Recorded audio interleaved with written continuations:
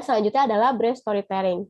Brand storytelling di sini tuh salah satu yang paling impactful dan paling tuh powerful.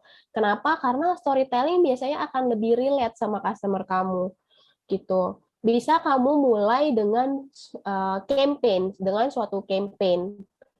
Campaign ini suatu komunikasi yang paling baik dengan customer. Gimana caranya kamu berkomunikasi sama customer? Yang pasti campaign itu harus autentik. Autentik itu seperti apa? Jadilah apa adanya, jadilah diri kamu sendiri. Yang selanjutnya kamu harus honest. Kamu tuh harus benar-benar tahu, kamu tuh harus jujur apa yang kamu punya, apa yang kamu lebih-lebih, apa kelebihan kamu. Jadi kamu harus tahu dulu dan believable. Karena kalau kamu udah ngomongin kelebihan, kelebihan kamu bisa dipercaya nggak nih sama customer-customer kamu? Kamu bisa bisa dipercaya nggak sama customer dengan apa gitu? Kamu bisa mulai dari konten-konten yang lebih ke trust. Dan konten juga bisa dibikin dengan mengandung relatable karena akan lebih berhubungan sama customer kamu. Campaign-nya bisa berupa apa aja, bisa video, bisa foto. Dan campaign juga harus benar-benar harus diterapin banget deh yang 4 tips ini karena ini tuh penting banget buat customer kamu, jadiin pacuan gitu loh, jadiin panduan kalau campaign tuh harus seperti ini. Jadi kamu akan teralur bikin campaign-nya. Nah, ini ada 3 contoh campaign yang aku ambil sebagai contoh. Yang ini yang pertama adalah dari Beauty Journal. Dia bikin campaign ajak KOL, termasuk ini masuknya golongan mega, dan mereka tuh bikin campaign tentang kesehatan mental. Jadi di sini ada pembahasan tentang apa yang berpengaruh gitu sama customer mereka.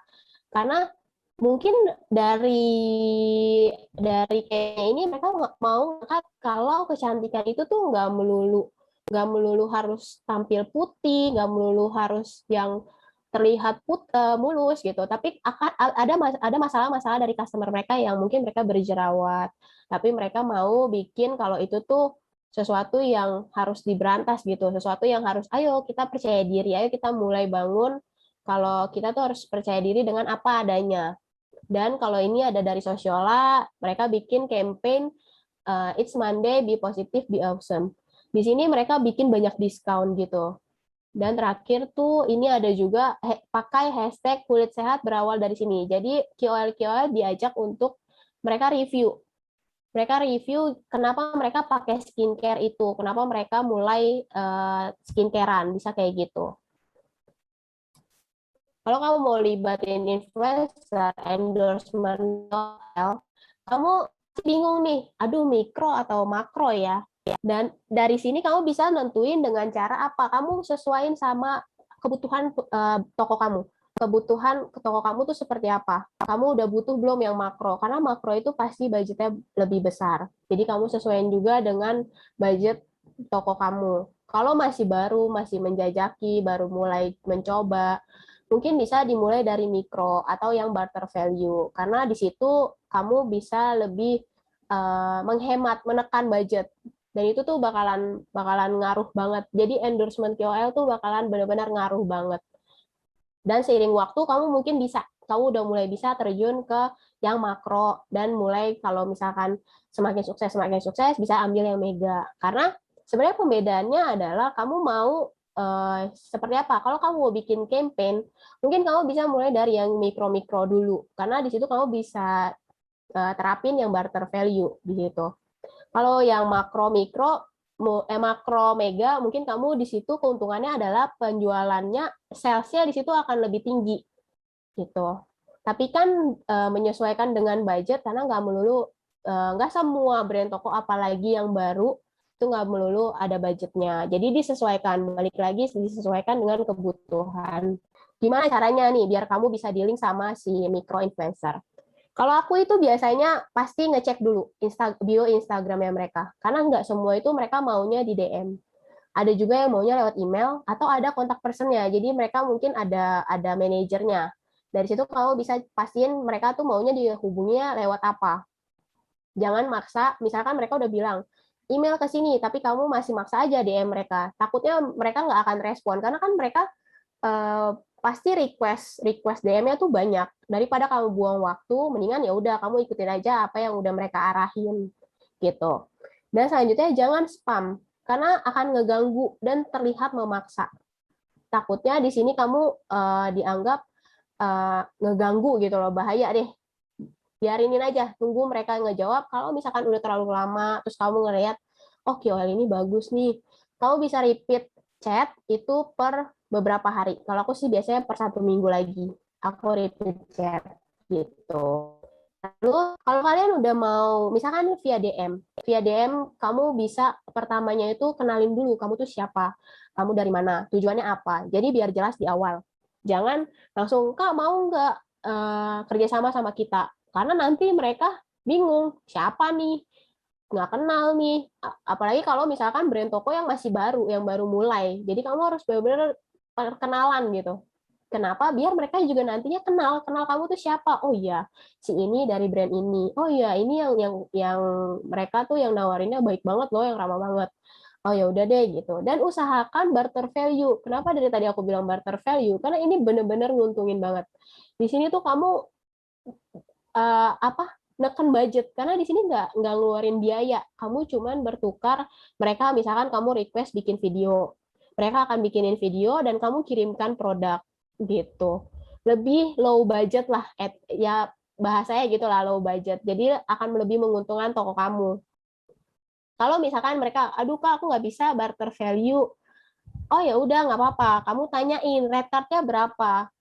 Banyak kok influencer yang mikro itu red card-nya masih masuk sama budgetnya, masih masuk akal lah gitu.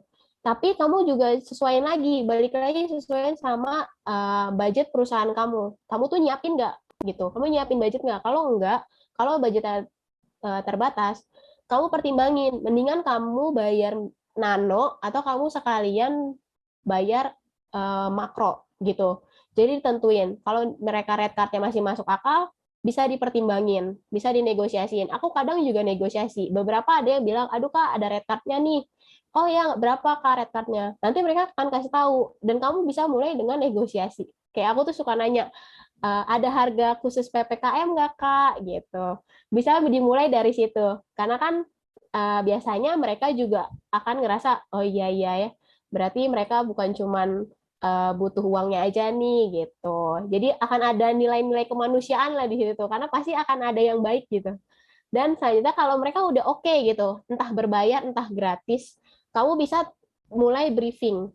Karena briefing ini penting banget daripada mereka nanti bikin asal-asalan dan bingung, karena biasanya KOL itu nggak melulu ngecekin sosmed kita, apalagi ngecekin bener-bener kayak detail banget gitu tuh jarang banget terjadi. Jadi kamu yang kasih tahu, kamu yang briefing.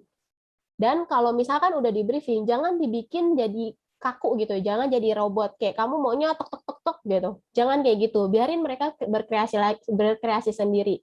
Jadi kamu udah tahu nih, oh toko kamu nih maunya seperti seperti ini nih. Dan kamu bilang, tapi kakak ditanya kok sama kakak misalkan mau dimulai dari masalahnya seperti apa, itu boleh.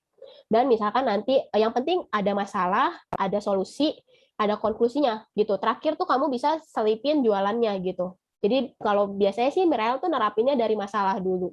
Dari masalah terus ketemulah solusi dan terakhir di situ selipin gimana caranya customer bisa beli. Kayak gitu, bisa dimulai dari situ. Dan untuk beberapa influencer, nggak semuanya sih, mereka tuh ada beberapa yang mereka mau ada MOU, ada yang nggak mau. Yang pasti kamu siapin dulu. Daripada mereka nanya dan kamu nggak punya, kamu harus siapin dulu. Lebih baik sedia payung daripada hujan gitu. Dan terakhir, kalau kamu udah selesai nih, biasanya mereka bakalan kirim balik ke kita. Nggak langsung semena-mena upload gitu. Biasanya mereka, kak aku udah sampai nih barangnya. Biasanya mereka kasih tahu. Atau mereka kalau udah selesai review, mereka kasih tahu, kak ini hasilnya ya, boleh tolong di preview dulu. Nah, kamu cek mereka tuh bikin videonya udah oke belum nih. Terus kamu kalau udah ngecek videonya, jangan ditinggalin gitu aja kayak, oke kak, thank you ya, videonya udah bagus kok. Kamu tapi tanya, pengalaman mereka pakai produk kamu tuh, produk dari toko kamu tuh apa? Mereka seneng kah? Mereka kurang suka kah sama pengirimannya? Atau mereka kurang suka kah sama adminnya? Karena biasanya beberapa toko, mereka tuh punya admin beda-beda gitu. Jadi kamu tanya, dari situ juga kamu akan dapat data. Oh iya, apa nih yang harus dievaluasi? Apa nih yang harus dikembangin gitu.